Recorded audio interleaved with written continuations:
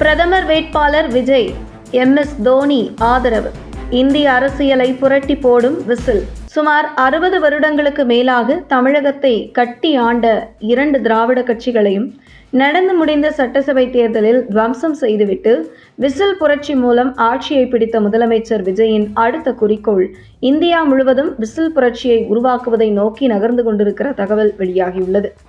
குறிப்பாக அடுத்த வருடம் தொடங்கி தென் மாநிலங்களில், அதாவது புதுச்சேரி, தமிழகம் ஆகிய மாநிலங்களில் ஏற்கனவே தமிழக வெற்றிக் கழகம் அடித்தளமிட்டுள்ள நிலையில் மற்ற தென் மாநிலங்களான ஆந்திரா, தெலுங்கானா, கர்நாடகா, கேரளா ஆகிய மாநிலங்களில் தங்களுடைய தமிழக வெற்றிக் கழகத்தின் கட்சியை விரிவுபடுத்த முடிவு செய்துள்ள முதல்வர் விஜய் முதலில் தென் மாநிலங்களில் வலுவான அடித்தளமிட்டு அதற்கு அடுத்தபடியாக வட மாநிலங்களை நோக்கி நகர்த்தி தன்னுடைய தமிழக வெற்றிக் கழகத்தை இந்தியா முழுவதும் விரிவுபடுத்தும் முயற்சியில் முதல்வர் விஜய் இறங்கியுள்ளதாக தகவல் வெளியாகியுள்ளது.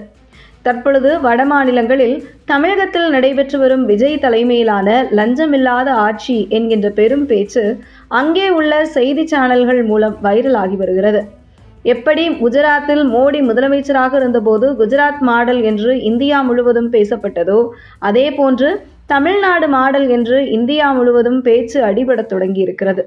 அந்த வகையில் 2034 நடைபெறும் நாடாளுமன்ற தேர்தலில் தன்னை பிரதமர் வேட்பாளராக முன்னிறுத்தி களம் காணும் திட்டத்தில் விஜய் இருப்பதாக தகவல் வெளியாகியுள்ளது.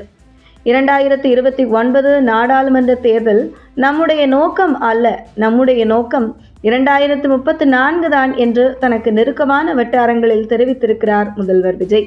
அந்த வகையில் இந்தியா முழுவதும் தன்னுடைய தமிழக வெற்றிக் கழகத்தை விரிவுபடுத்த இருக்கும் முதல்வர் விஜய் அந்தந்த மாநிலங்களில் மக்கள் மத்தியில் செல்வாக்கு மிக்க தலைவர்களை அங்கே முதலமைச்சர் வேட்பாளராகவும் அந்த மாநிலத்தின் கட்சியின் பொதுச் செயலாளராகவும் நியமனம் செய்யும் முடிவில் முதல்வர் விஜய் இருக்கிறார்.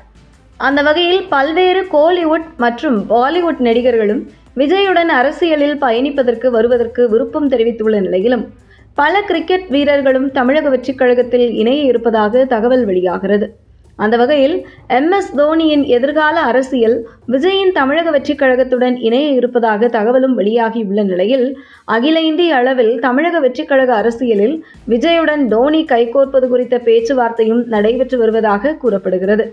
இந்த நிலையில் வரும் 2029 நாடாளுமன்ற தேர்தலில் மீண்டும் பாஜக ஆட்சி அமைக்கவே வாய்ப்புள்ளது என்றும் அடுத்து 2034 இலக்கு வைத்து பிரதமர் வேட்பாளராக களமிறங்கும் திட்டத்துடன் தன்னுடைய அரசியல் நகர்வுகளை நகர்த்தி வரும் விஜய் 2034 வெற்றி பெற்று பிரதமரானால் தமிழகத்தின் தாவேகாவின் முதல்வர் யார் என்கிற விவாதமும் தமிழகத்தில் தற்போதே அனல் பறக்க தொடங்கியுள்ளது.